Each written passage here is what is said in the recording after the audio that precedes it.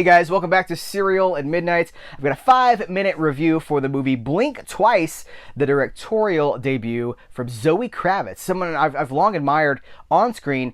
Now I admire behind the screen as well. As a director, what an incredible first film. This is a tour de force from Zoe Kravitz. When a filmmaker creates their first film and they craft their first film, it can go a lot of different ways. Sometimes it's messy, sometimes it's a little half-baked, because really the only way to learn is by doing.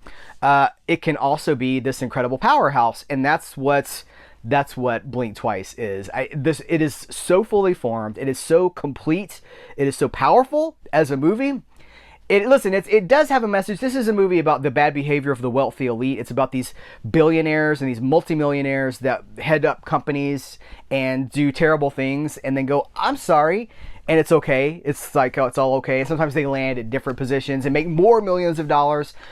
This is also a movie about the way women treat women, the way society treats women, the way businesses treat women.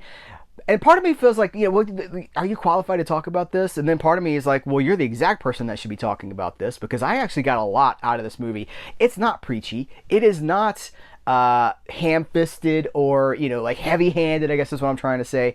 It is this incredibly entertaining, potent, powerful, well-acted, well-scripted, incredibly well-scripted story. It was co-written, so Zoe Kravitz co-wrote, produced, and directed the movie.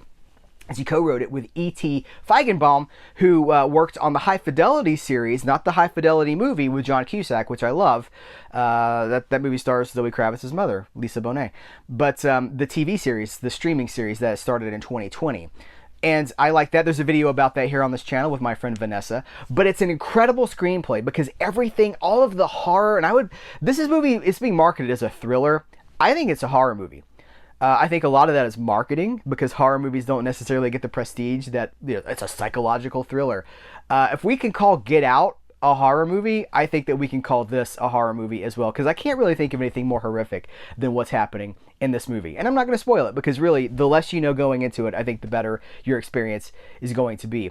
But it's got this righteous indignation behind it, this anger. But again, it doesn't come across that way. It just comes across really, really potent, really powerful. It's got an ensemble cast. Naomi Ackie is ostensibly the lead here. She is the lead, and she's wonderful. It's a wonderful performance. But there's a lot of people in this movie, and a lot of people that we know, and that I was happy to see, like Geena Davis. Where has Geena Davis been? I love Geena Davis. It's so great to see her in this movie. Channing Tatum is the businessman, the millionaire in this movie.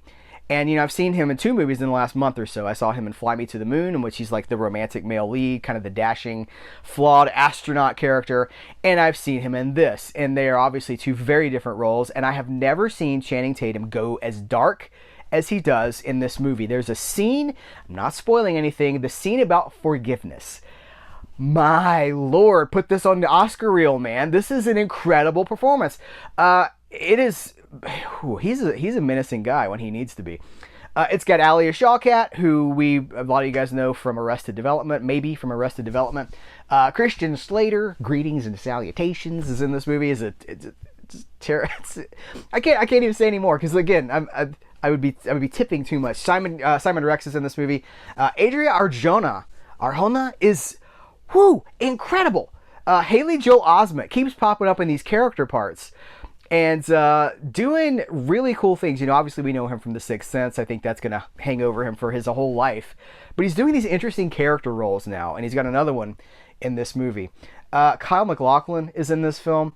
It is just it's this very potent movie that is connected to everything that's been happening in the headlines, going back to what we found out about Bill Cosby a while back. Like, there's this heavy cloud of reality over this movie, but the movie's not preachy. It's not it's very entertaining. It's very light. It's very funny, very watchable. It's stylish. It's put together so well.